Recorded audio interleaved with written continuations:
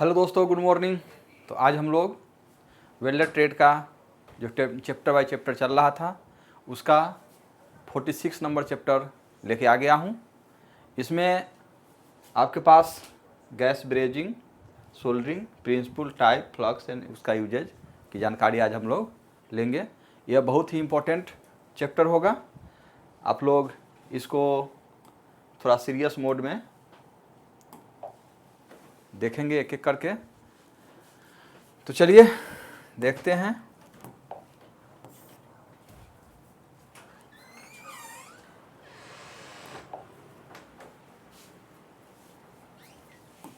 ये आपका है gas brazing, soldering, principles, types, flux and usages. Clear?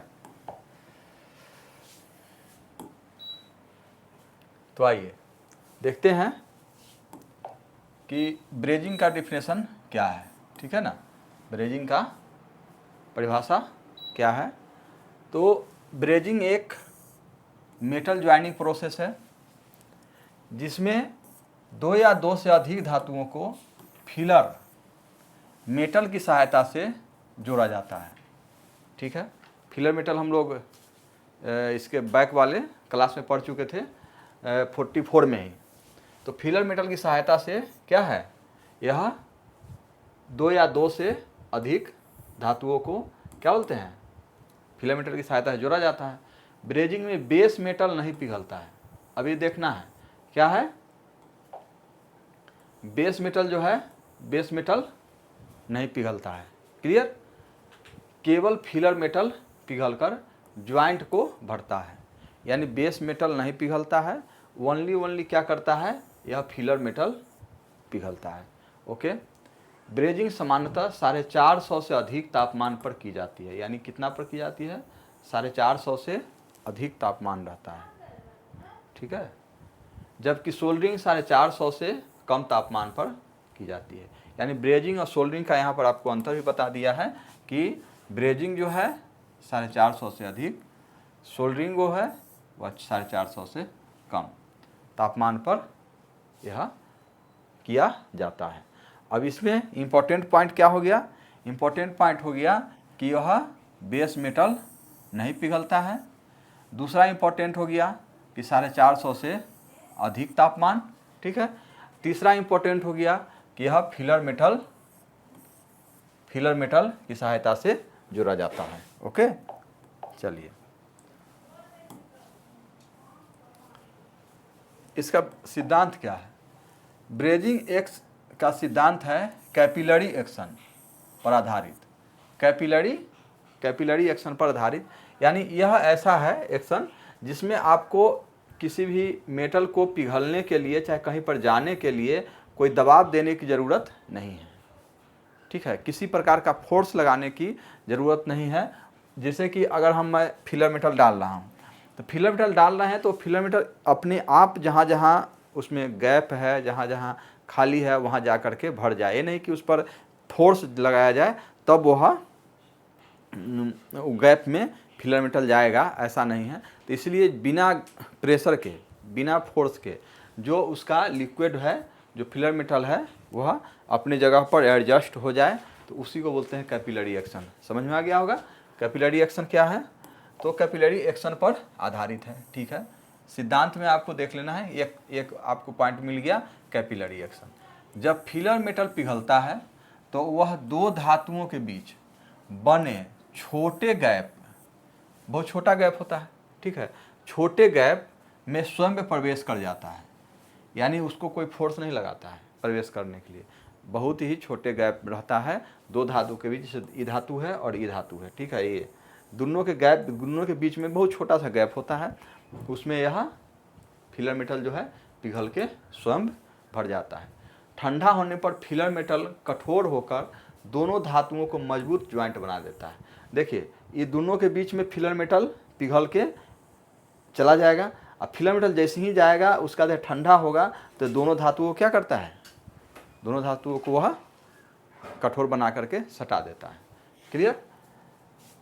अच्छी कैपिलरी एक्शन के लिए ज्वाइंट क्लियरेंस बहुत कम होना चाहिए, यानी बहुत कम ज्वाइंट होगा तभी वो ज्वाइंट का जो गैप है बहुत कम होगा तभी वह उसको एक साथ भर सकता है, ओके, पकड़ सकता है।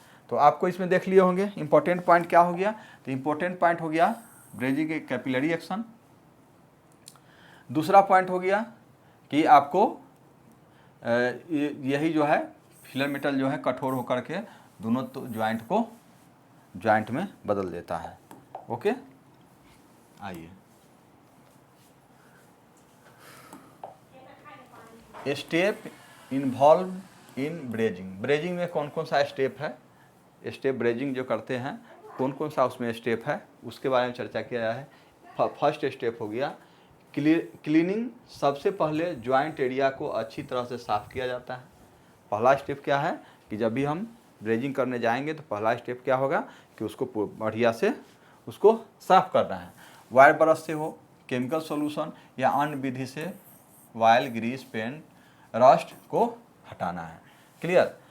साफ सतह को अच्छी से वेटिंग प्राप्त होती है, यानी अच्छा से वह उसमें जो मेटल जाता है, जो फिलर मेटल, वह अच्छा से सभी जगह चला जाता है। क्लियर। दूसरा स्टेप है फिट द ज्वाइंट। दोनों वर्क पीस को सही स्थिति में रखा जाता है, यानी पहला तो आप सफाई कर लीजिए। दूसरा हो जाएगा कि उसको सही दिशा में आप अच्छा से उस जिसको जोड़ना है, जिस मेटल को जोड़ना है उसको एक साथ आप फिट कर दीजिए। ठीक है। उन्हें क्लैंप की सहायता से जोड़िए। ठीक है, क्लैंप की सहायता से जोड़ सकते हैं। इन दोनों सतहों के बीच अधिकतम गैप 0.08 mm रखा जाता है। ठीक है, पहले सफाई करके फिर जब एक साथ रखिएगा, जब उसको ब्रेजिंग करने के लिए, तो वह क्लैंप करके रखिए। क्लैंप करने के बाद उसका जो गैप जो है 0.08 mm होना चाहिए। यह एक पॉइंट आपको नोटिस करके रख लेना है। ठीक है। स्टेप 3 में अप्लाई फ्लक्स, यानी फ्लक्स को अप्लाई करना। ठीक है। सेकेंड में था फिट करना ज्वाइंट, यहाँ पर क्लीनिंग था। फर्स्ट में क्लीनिंग, दूसरा में फिट करना है, तीसरा में फ्लक्स अप्लाई करना है। तो फ्लक्स को पेस्ट फॉर्म में ज्वाइंट पर लगाया जाता है।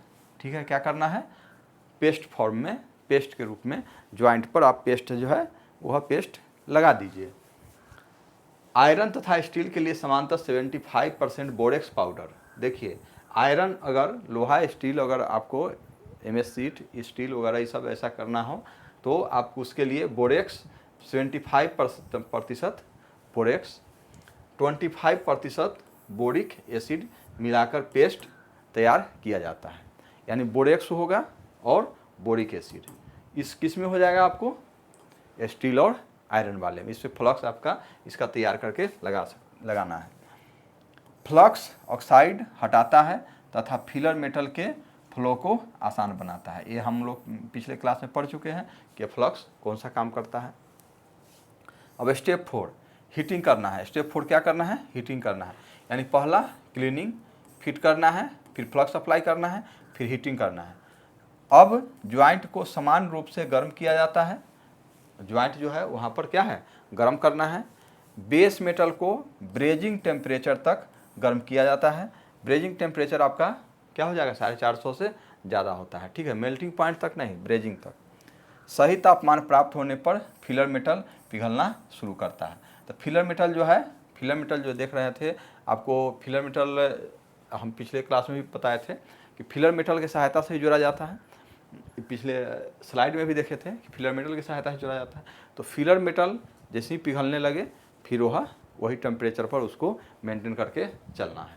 ओके, तो आपको फ्लक्स कौन सा हो जाएगा, फ्लक्स हो जाएगा 75% क्या है, बोरेक्स पाउडर, और 25% बोरिक एसिड। ओके, आइए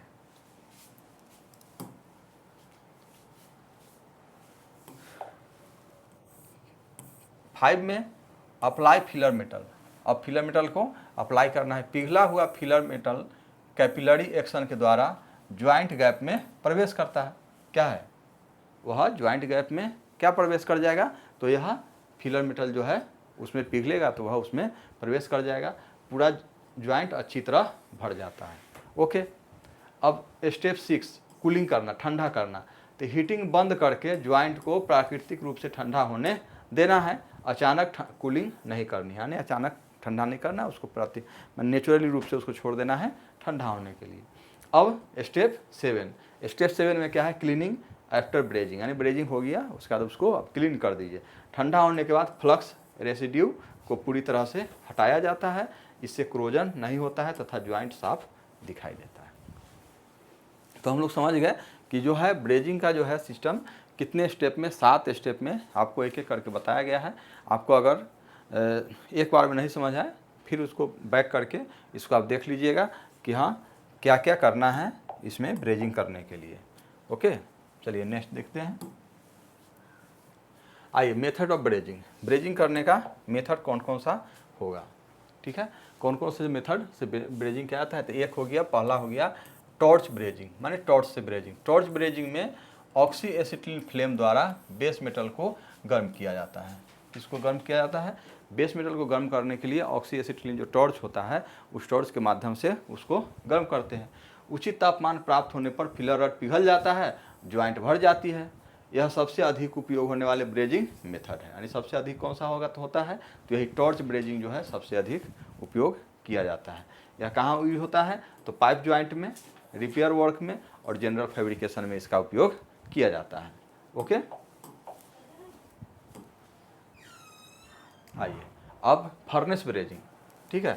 क्या है फर्नेस ब्रेजिंग, तो फर्नेस ब्रेजिंग में सभी कंपोनेंट को पहले सही स्थिति में लगाया जाता है। जैसे कि पहले जो है क्लैंप कर लिया जाता है, ऐसे ऐसे करके इसको क्लैंप कर लिया गया, इसको क्लैंप कर लिया गया, ठीक है, लगाया जाता है।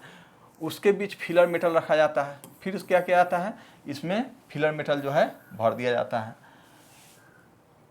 पूरे असेंबली को फर्नेस में रखा है। फर्नेस होता है कि एक प्रकार का यह माने हीट जो आपको एक फर्नेस जैसे होता है, इसमें हीट होता रहता है, ठीक है।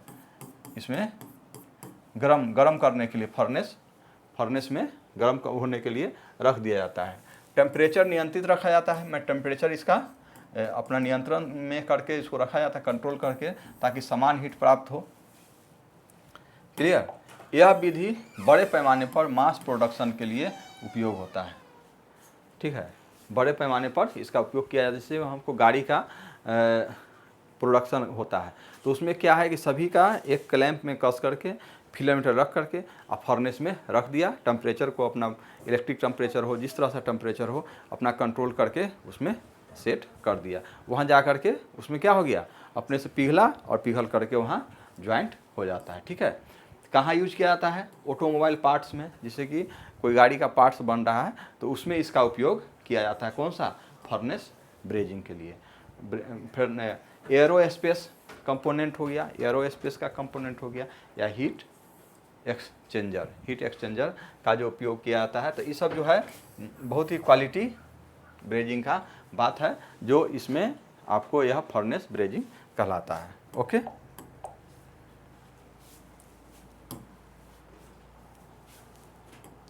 अब आ गया तीसरा डीप ब्रेजिंग में वर्क पीस को पिघले हुए ब्रेजिंग मेटल अथवा केमिकल बाथ में डुबाया जाता है। पूरा ज्वाइंट समान रूप से गर्म होता है। यह विधि तेज और समान हीटिंग प्रदान करता है। देखिए जो डीप ब्रेजिंग में क्या है, वर्क पीस को पिघले हुए ब्रेजिंग मेटल, यानी पिघला हुआ जो फिलर मेटल की बात किए थे ना, फिलर मेटल, तो फिलर मेटल है कि इस ज्वाइंट में ऐसे जो हो गया, इस ज्वाइंट में रखा जाता है, ठीक है, रखा जाता है फिलर मेटल, गर्म कर दिया जाता है जिससे कि दोनों सड़ जाता है। लेकिन अगर हम फर्नेस में रखते हैं तो इसमें फिलर मेटल ऐसे डाल करके फर्नेस में रख दिए, फेंक दिए, उसमें हीट से गल के ज्वाइंट हो गया। लेकिन जब यह डीप ब्रेजिंग में क्या है कि यह इसमें यहाँ पर फिलर मेटल नहीं रख करके केवल इसको हम सेट कर लिए क्लैंप से, और इसी को एक फिलर मेटल जो है हीट किया हुआ फिलर मेटल में उसमें डाल दिया जाएगा। वह फिलर मेटल जो है लिक्विड रहता है, लिक्विड इसमें आके फंस गया और वह ज्वाइंट हो जाता है। ओके, यह विधि अधिक है। यूज कहाँ होता है, तो एल्युमिनियम कंपोनेंट में होता है, यानी थिन सेक्शन में होता है, और मल्टीपल पार्ट में होता है, ठीक है। तो इसमें आपका यह उपयोग किया जाता है। ओके,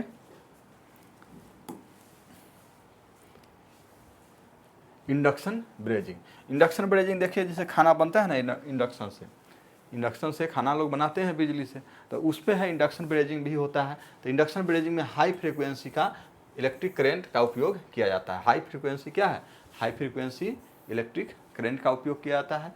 इंडक्शन कॉइल के माध्यम से केवल ज्वाइंट एरिया को गर्म किया जाता है, यानी कॉइल के माध्यम से, इलेक्ट्रिक के माध्यम से जहाँ ज्वाइंट है ना, जहाँ ज्वाइंट है, यहाँ ज्वाइंट करना है, यहाँ ज्वाइंट करना है, तो यहीं पर गर्म किया जाएगा, उसी एरिया को गर्म किया जाएगा। यह विधि बहुत तेज़ और साफ और सटीक है। यहाँ पर फिलामेंटर रखा जाएगा, उसका गल के फिर यहाँ अटैच हो जाएगा। क्लियर? अब इसको कहाँ पर यूज किया जाता है? तो ट्यूब ज्वाइंट करना है उसमें यूज किया जाता है, इलेक्ट्रिकल पार्ट में, ऑटोमोबाइल में, ठीक है। और प्रेसियस कंपोनेंट यानी जो भी कीमती सामान जो होता है उसमें इसका उपयोग किया जाता है, ठीक है। तो आपको इसमें 4 विधि बताया गया है, जो एक टॉर्च हो गया,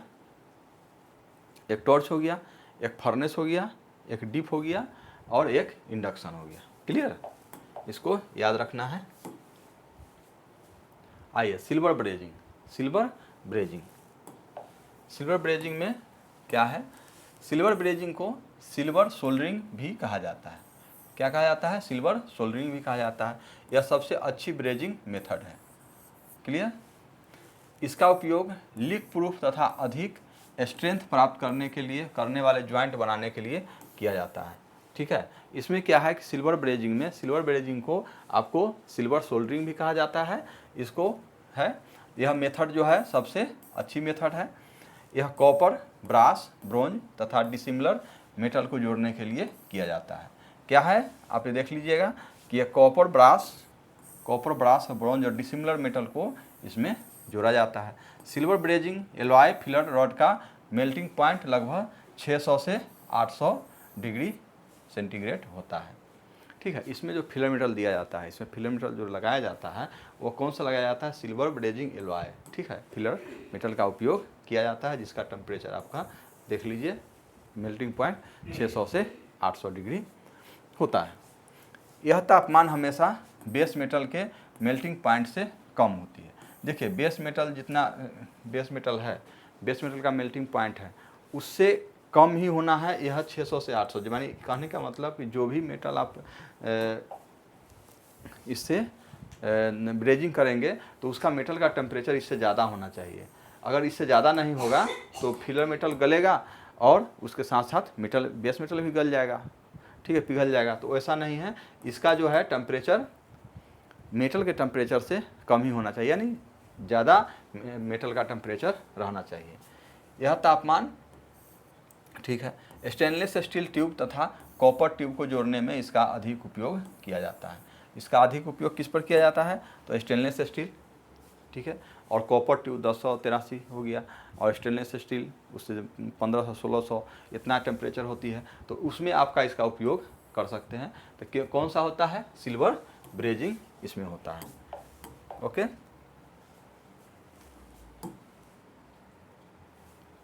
सिल्वर ब्रेजिंग करते समय आपको कौन कौन सा ध्यान रखना है? तो क्लीनिंग करना है। तो क्लीनिंग तो आप तो केमिकल मेथड है, जैसे कि देखिए मैकेनिकल मेथड हो गया और केमिकल मेथड। प्रॉपर कटिंग करना है, फिटिंग करना है, तो दोनों पार्ट को विषय बिना गैप में अच्छी तरह से फिट कर दीजिए। आवश्यकता होने पर सपोर्ट भी दीजिए, उसको माने क्लैंप भी दीजिए। फ्लक्स अप्लाई कीजिए, ज्वाइंट तथा फिलर रॉड के दोनों को उचित फ्लक्स लगाइए और हीटिंग कीजिए। उसको क्या करना है? हीट कीजिए ज्वाइंट को, ब्रेजिंग टेम्परेचर तक एक समान गर्म करना है। ओके,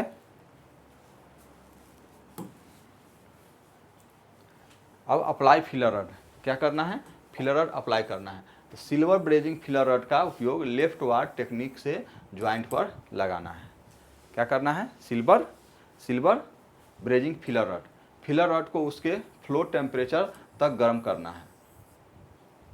देखिए फ्लो टेम्परेचर होता है, फ्लो टेम्परेचर तक उसको गर्म करना है। अब देख लीजिए यहाँ फ्लो टेम्परेचर, यानी जब तक कि फिलर रॉड पिघलने न लगे, ठीक है, यानी पिघलने लगे वहाँ तक उसको गर्म करना है।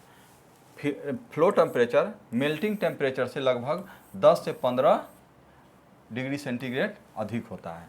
ठीक है, यानी आपका जो मेल्ट, एक होता है मेल्टिंग यानी फिलर मेटल मेल्ट हो रहा है, एक होता है फिलर मेटल फ्लो होना।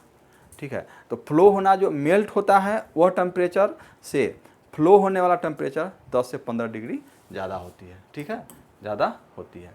और उसके बाद कूलिंग कर देना है, ज्वाइंट को प्राकृतिक रूप से ठंडा में छोड़ दीजिए, सपोर्ट को तुरंत हटा दीजिए और क्लीनिंग ठंडा होने के बाद रेसिड्यू फ्लक्स का तो है साफ कर दीजिए। तो ये हो गया आपको सिल्वर सोल्डरिंग का एक छोटा सा स्टेप था जो आपको बताया गया। ओके,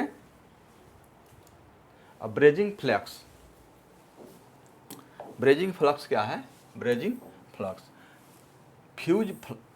फ्यूज्ड जो बोरेक्स है अधिकांश धातुओं के लिए सामान्य पर्पस फ्लक्स है। देखिए आपको ब्रेजिंग फ्लक्स जो है, जो बोरेक्स जिसका हम लोग पहले चर्चा कर लिए हैं, तो बोरेक्स का ही उपयोग अधिक किया जाता है। इसे वाटर के साथ मिलाकर पेस्ट फॉर्म में उपयोग किया जाता है। कम तापमान पर फ्लोराइड्स ऑफ अल्कली मटेरियल का उपयोग किया जाता है। ठीक है, एल्युमिनियम, क्रोमियम, सिलिकॉन, बेरिलियम के कठिन ऑक्साइड को हटाता है। क्या करता है कि यह जो है, ये जो जितना इसको जो देखे अल्कली मटेरियल जो है या ये बोरेक्स है, ये बोरेक्स क्या करता है, ये जितना जो है कठिन ऑक्साइड है इसको वह हटा देता है। सिल्वर ब्रेजिंग में क्लोराइड्स या बोरेक्स पेस्ट का उपयोग किया जाता है। देखिए अभी आपको इसमें आप मेन चीज़ है कि अब बोरेक्स का पेस्ट हम समय याद रखना है या क्लोराइड। ठीक है, क्लोराइड या बोरेक्स पेस्ट जो है किस में यूज किया जाता है, तो सिल्वर ब्रेजिंग में यूज किया जाता है। ओके, एडवांटेज, ब्रेजिंग का एडवांटेज क्या है, तो तैयार ज्वाइंट को बहुत कम या बिल्कुल फिनिशिंग की आवश्यकता होती है। तैयार ज्वाइंट को बहुत कम होता है फिनिशिंग की आवश्यकता, यानी अगर ब्रेजिंग कर दिए तो उसको फिनिशिंग करने की ज़्यादा ज़रूरत नहीं होगा। कम टेम्परेचर पर ब्रेजिंग होती है इसलिए डिस्टॉर्शन नहीं हो पाता है। ठीक है, फ्लैश तथा वेल्ड स्पेटर नहीं होता है। इसमें क्या है कि स्पेटर नहीं होगा, फ्लैश नहीं होगा, फ्लैश आर्क नहीं लगेगा और इसमें डिस्टॉर्शन नहीं होगा। फ्यूजन वेल्डिंग की तुलना में कम स्किल की आवश्यकता होती है। कोई ऐसा नहीं कि स्किल वेल्डर चाहिए इसको करने के लिए, वह ज़रूरत नहीं है। इस प्रक्रिया में मैकेनाइजेशन आसानी से किया जा सकता है, इसको हम इस प्रक्रिया को आसानी से हम लोग कर सकते हैं। यह एक इकोनॉमिकल पर्पस है, यानी बहुत कम खर्च लगता है इसमें। ठीक है,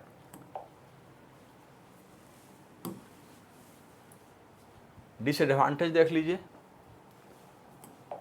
यदि ज्वाइंट संक्षारण वाले वातावरण में कार्य करता है, यानी जहाँ पर क्रोजन लग सकता है, ठीक है, जहाँ पर क्रोजन लग सकता है, कार्य करता है, तो फिलर मेटल पर्याप्त क्रोजन रेसिस्टेंस नहीं दे सकता है, यानी जो फिलर मेटल है वह आपको जंग लग जाएगा बाद में। तो यही कहना हुआ इसका डिसएडवांटेज में कि भाई आपको जब वातावरण खुला हो तो उसमें यह उस पर जंग आ जाएगा। यदि अधिक टेम्परेचर पर ब्रेजिंग एलाय की स्ट्रेंथ कम हो जाती है। अगर अधिक टेम्परेचर कर देते हैं तो ब्रेजिंग एलाय का क्या है, आपको स्ट्रेंथ कम जाएगा। ब्रेजिंग एलाय का रंग बेस मेटल से मेल नहीं खा सकता है। उसका जो ब्रेजिंग एलाय का जो फिलर मेटल है और बेस मेटल है, दोनों का कलर अलग अलग हो जाता है, इसलिए पहचान में आ जाता है कि हाँ यहाँ पर ब्रेजिंग किया हुआ है। ओके,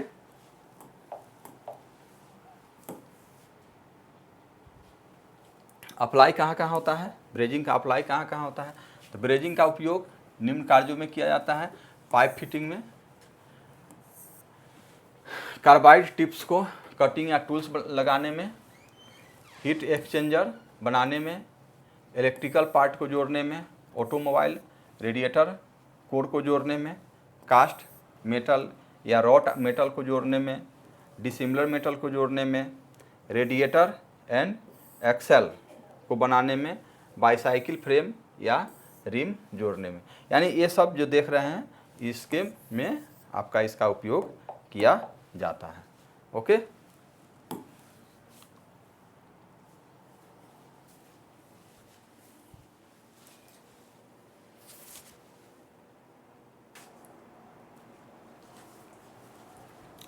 अब है कि आपको सोल्डरिंग का हम लोग देखेंगे कि सोल्डरिंग क्या है। सोल्डरिंग वह मेटल ज्वाइनिंग प्रोसेस है जिसमें दो धातुओं को सोल्डर एलॉय की सहायता से जोड़ा जाता है। ठीक है, दो धातुओं को, इसमें भी आप इसके पहले हम लोग क्या पढ़े थे, ब्रेजिंग पढ़े।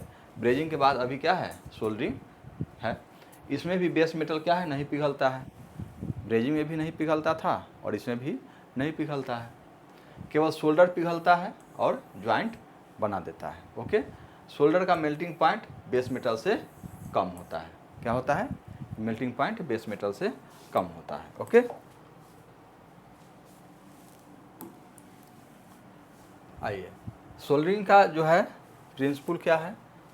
तो प्रिंसिपल क्या है कि आपको सोल्डरिंग आयरन द्वारा बेस मेटल को गर्म किया जाता है। बेस मेटल को किसके द्वारा गर्म किया जाता है, तो सोल्डरिंग आयरन होता है, उसके द्वारा बेस मेटल को गर्म किया जाता है। इसके बाद सोल्डर पिघलकर कैपिलरी एक्शन ब्रेजिंग में भी हम लोग पढ़े थे, इसमें भी कैपिलरी एक्शन ही होता है तथा वेटिंग एक्शन के कारण ज्वाइंट सरफेस पर फैल जाता है। ज्वाइंट सरफेस पर यानी वहाँ पर जैसे कैसे पानी अगर किसी चीज़ पर पड़ता है तो वह अपने से गीला हो जाता है, जहाँ पर पड़ेगा वहाँ से बूंद अपने से चारों तरफ गीला हो जाता है। उसी तरह का वेटिंग एक्शन जो है वही हुआ कि जहाँ पर आया उसके चारों तरफ हुआ खुद को फैल जाना। ठीक है, तो इस तरह से यह सरफेस पर फैल जाता है और ठंडा होने पर सोल्डर धातुओं को मजबूत ज्वाइंट में बदल देता है। ओके,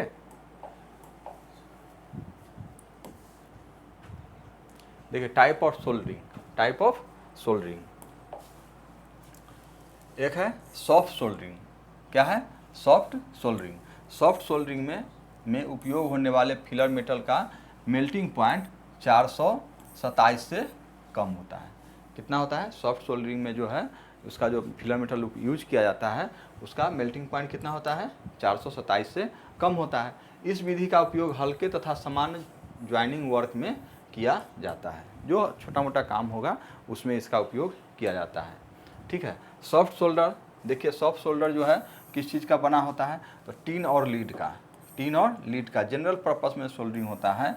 यह आपको याद रखना है कि सोल्डरिंग जो है किस चीज़ का बना होता है सोल्डर, तो टीन और लीड का बना होता है। ओके, और देखिए टीन और लीड एंटीमनी, ठीक है, टीन और lead cadmium.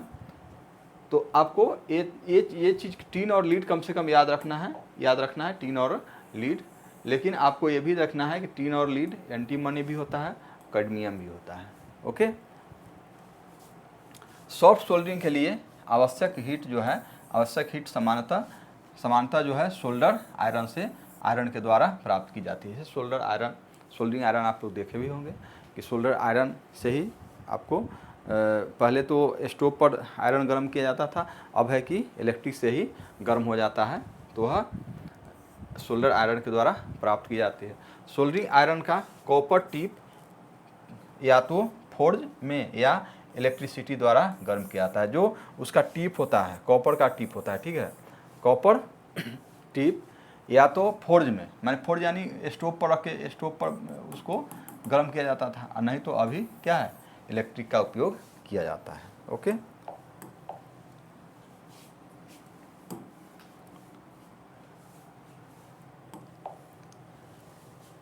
Composition of soft solder की कंपोजिशन जो है, सॉफ्ट सोल्डर मुख्य रूप से लीड और टिन का एलॉय होता है। क्लियर, लीड और टिन, ये हम लोग इसके पहले वाले स्लाइड में भी देख लिए थे। लीड और टिन का दोनों धातुओं का अनुपात बेस मेटल या कार्य की आवश्यकता के अनुसार बदल जाता है। यानी ये दोनों धातु है, ये दोनों धातु जो है वह बेस मेटल के हिसाब से, बेस मेटल के आधार पर वह चेंज हो जाता है उसका कंपोजिशन, मानी उसका अनुपात। सॉफ्ट सोल्डर कई फॉर्म में होते हैं, यानी स्टिक में भी हो गया, बार हो गया, पेस्ट हो गया, टेप हो जाएगा, वायर हो जाएगा। तो इसमें इतने में आपका उसका यूज कर सकते हैं इस रूप में। ओके,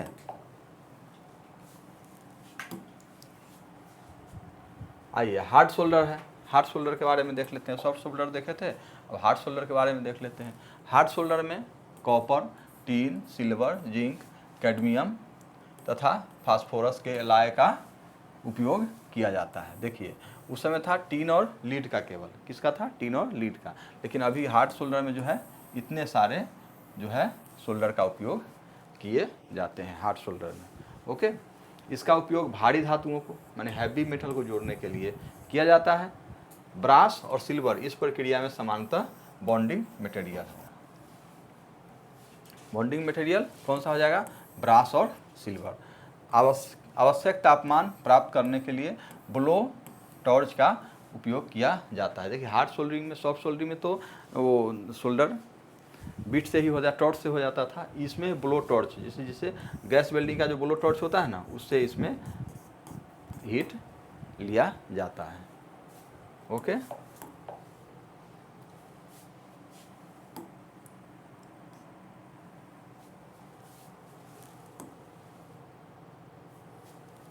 अब देखिए बेसिक ऑपरेशन इन सोल्डरिंग।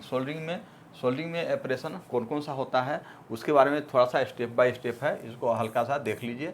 सबसे पहले पार्ट को सही स्थिति में फिट करना, ठीक है, फिट करना है। फिर स्टेप को पेंट, रस्ट, डस्ट, मोटे ऑक्साइड आदि को फाइल से हो, स्क्रैपर से हो, इमरी पेपर से है, इस तरह से उसको क्या करना है, उसको साफ किया जाता है, उससे हटाया जाता है। स्टेप 3 में सोल्डरिंग सरफेस पर फ्लक्स लगाया जाता है ताकि ऑक्साइड फिल्म हट जाए। ओके, स्टेप 4 में है कि सोल्डर को गर्म करके सोल्डरिंग आयरन द्वारा, सोल्डर को क्या करना है, गर्म करके सोल्डरिंग आयरन द्वारा ज्वाइंट पर लगाया जाता है, ज्वाइंट पर उसको लगा दिया जाता है। और 5वां पॉइंट में सोल्डर पिघलकर स्वेटिंग तथा कैपिलरी एक्शन के कारण ज्वाइंट में फैल जाता है। ठीक है, इसके अतिरिक्त सोल्डर हटाकर ज्वाइंट को प्राकृतिक रूप से ठंडा होने के लिए छोड़ दिया जाता है। देखिए यही है कि इसमें जो स्टेप बाय स्टेप है वही है कि जो पहले आपको उसको साफ़ सफाई कर लीजिए, फिट कर लीजिए, फिर उसके बाद उसको गर्म कीजिए, गर्म करने के बाद फ्लक्स लगा कर गर्म करके फिर फिलर मेटल को अटैच करके आप उसमें हीट कर दीजिए। फिर वह कैपिलरी एक्शन के द्वारा वह क्या होगा, पिघल करके एक हो जाएगा। टाइप ऑफ फ्लक्स कौन कौन सा होगा इसमें, फ्लक्स हो जा क्रोसिव फ्लक्स होता है। ठीक है, तो क्रोसिव फ्लक्स में जिंक क्लोराइड, एल्युमिनियम क्लोराइड या हाइड्रोक्लोराइड एसिड जैसे इनऑर्गेनिक सब्सटेंसेज होते हैं। इनऑर्गेनिक जो है चीज़ इसमें क्रोसिव फ्लक्स, एक याद रखिएगा केवल कि हाँ क्रोसिव फ्लक्स में क्या क्या होता है, तो जिंक क्लोराइड, एल्युमिनियम क्लोराइड, बस इतना ही। यह बेस मेटल पर क्रोसिव डिपॉजिट छोड़ सकता है। यह क्या है, बेस मेटल पर क्रोसिव क्या होता है, एक जंग लगने वाला होता है ना, तो उस तरह का क्रोसिव डिपॉजिट छोड़ सकता है। इसलिए सोल्डरिंग के बाद इसे अच्छी तरह से साफ करना आवश्यक होता है। इस प्रकार का फ्लक्स सामान्यतः इलेक्ट्रिकल वर्क में उपयोग नहीं किया जाता है, क्योंकि जब उसको साफ़ करना है, अच्छी तरह से साफ़ करना है, तो वह इलेक्ट्रिकल वर्क में तो अच्छा से धो नहीं कर सकते हैं। तो इसलिए यह क्रोसिव जो फ्लक्स है यह आपको क्या करना है, इलेक्ट्रिक वाले में उपयोग नहीं किया जाता है। Non corrosive flux, non corrosive जिसमें कि जंग नहीं लगे, तो नॉन क्रोसिव फ्लक्स सामान्यतः रेसिन पर आधारित होती है। ओके, यह नॉन क्रोसिव रेसिड्यू छोड़ता है। ठीक है, छोड़ता माने जो अवशेष है वह नॉन क्रोसिव होता है। इसका उपयोग इलेक्ट्रिकल वर्क, प्रेशर गेज तथा ऐसे पार्ट में किया जाता है जहां वॉशिंग करना कठिनाई होता है। तो यानी आप ये देखिएगा क्रोसिव फ्लक्स और non corrosive flux. Corrosive flux जो है आपको धुलाई करना है, अच्छा से साफ करना जरूरी होता है। नॉन क्रोसिव है वह उतना धुलाई करने की ज़रूरत नहीं होती है, तो धुलाई नहीं करना है अगर अच्छा सफाई नहीं होती है जहाँ पर, तो वह आपको क्या है, इलेक्ट्रिकल पार्ट में उसको लगाया जाता है।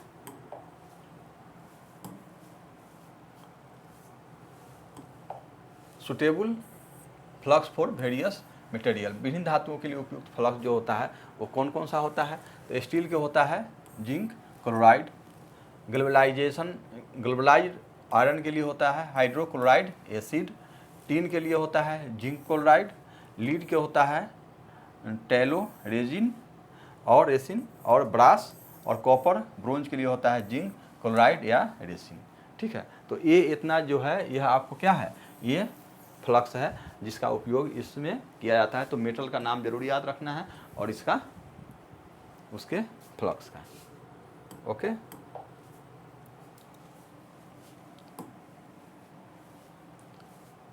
सोल्डरिंग फ्लक्स में वायुमंडल के संपर्क में आने पर सभी धातुओं की सतह पर कुछ मात्रा में रस्ट या ऑक्साइड लेयर बन जाती है। देखिए, जब सोल्डरिंग करते हैं तो उसको हम फ्लक्स की उपयोग करते हैं। तो फ्लक्स का उपयोग क्यों करते हैं, जो पहले भी हम लोग जान गए थे, लेकिन इसके बारे में इसका कुछ दिया हुआ है कि जो वायुमंडल से संपर्क में आता है तो सभी धातु क्या करते हैं, कुछ ना कुछ रस्ट या ऑक्साइड छोड़ देता है। तो इसलिए सोल्डरिंग से पहले इस ऑक्साइड लेयर को हटाना आवश्यक हो जाता है। इस कार्य के लिए ज्वाइंट पर लगाया जाने वाला केमिकल कंपाउंड क्या है, फ्लक्स कहलाता है। ओके, यह एक बहुत छोटा सा जानकारी होगी आपके लिए। और फंक्शन ऑफ फ्लक्स, फ्लक्स का फंक्शन क्या है, तो एक में फ्लक्स सोल्डरिंग सरफेस से ऑक्साइड को क्या करता है, कोरोजन को रोकता है। वर्कपीस को सतह पर एक लिक्विड कवर बनाता है जो आगे होने वाले ऑक्सीडेशन को भी रोकता है। यह मोल्टेन सोल्डर की सरफेस टेंशन कम करके उसे आवश्यक स्थान पर आसानी से बहने में सहायता करता है। जो फ्लक्स के बारे में हम लोग जो पिछले क्लास में पढ़ लिए थे, उसी का एक आपको यहाँ पर याद दिलाया गया है कि हाँ यह क्या क्या है। सिलेक्शन ऑफ फ्लक्स, फ्लक्स को सिलेक्शन कैसे करेंगे, सिलेक्शन करने के लिए कैसे हम सिलेक्शन किस आधार पर करते हैं, तो फ्लक्स का चयन करते समय निम्न बात पर ध्यान रखना है। Working temperature of the solder, यानी कहीं पर सोल्डर है उसका वर्किंग टेम्परेचर कितना है वह देखना है। सोल्डरिंग प्रोसेस क्या है, किस प्रोसेस से आप उसको सोल्डरिंग कर रहे हैं। और मटेरियल टू बी ज्वाइंट, यानी कौन सा मेटल को आप ज्वाइंट कर रहे हैं। तो इस आधार पर क्या करते हैं, इसको उपयोग किया जाता है।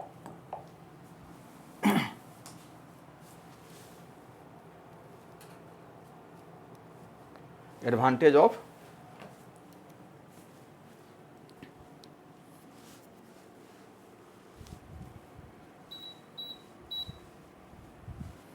एडवांटेज सोल्डरिंग का एडवांटेज कौन कौन सा हो जाएगा, तो आपको एडवांटेज इसमें एक एक करके देख लेते हैं एक बार, एक नज़र। सोल्डरिंग एक सरल और कम लागत वाली, लचीली तथा यूजर फ्रेंडली प्रोसेस है, इसलिए इसका उपयोग छोटे तथा सामान्य ज्वाइनिंग वर्क में व्यापक रूप से किया जाता है। यानी इसका जो उपयोग है, इसका उपयोग जो आसानी से किया जाता है। और यह मेटल, नॉन मेटल, जो मेटल है, नॉन मेटल है, किसी में भी आपको यह किया जाता है। और प्रोडक्शन रेट जो है इसका अधिक होता है। और आवश्यकता पड़ने पर आसानी से क्या करते हैं, इसको डिसमेल्टिंग भी कर सकते हैं। क्लियर, डिसमेल्टिंग करते हैं, लेकिन सोल्डर जो है वह खराब हो जाता है। इस प्रक्रिया यह सरल आसानी से हो जाता है, ऑपरेटर की जा सकती है। और यह पावर कंजम्पशन कम होता है, इसलिए यह इकोनॉमिकल प्रोसेस मानी जाती है, यानी इसमें कम खर्च लगाया जाता है। ठीक है, तो यह आपको मिल जाएगा, इसको आप पढ़ लीजिएगा।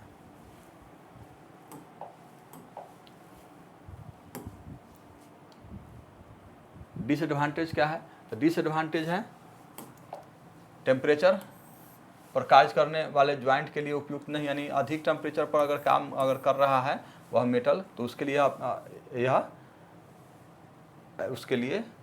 उपयुक्त नहीं होगा।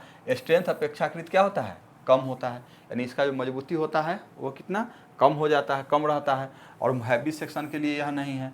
और यह प्रक्रिया मुख्यतः छोटे कंपोनेंट के लिए है, यानी छोटा छोटा अगर पार्ट है उसके लिए है, बड़े बड़े के लिए यह उपयोग नहीं किया जाता है। कुछ फ्लक्स विषैले होते हैं, पदार्थ होते हैं, इसलिए सावधानी से करना है। सोल्डरिंग के बाद फ्लक्स रेसिड्यू जो अवशेष है वह अच्छी तरह से हटाना आवश्यक होता है। बड़े आकार के सेक्शन को इस प्रक्रिया से जोड़ना कठिन हो जाएगा। ठीक है, अच्छी गुणवत्ता प्राप्त करने के लिए प्रशिक्षित यानी स्किल्ड श्रमिक की आवश्यकता होती है। तो ये आपको क्या था, ये आपके पास क्या हो गया, ये सोल्डरिंग का डिसएडवांटेज था।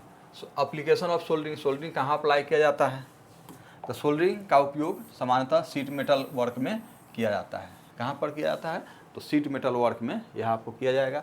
इसका उपयोग गैल्वेनाइज्ड आयरन सीट को जोड़ने में किया जाता है।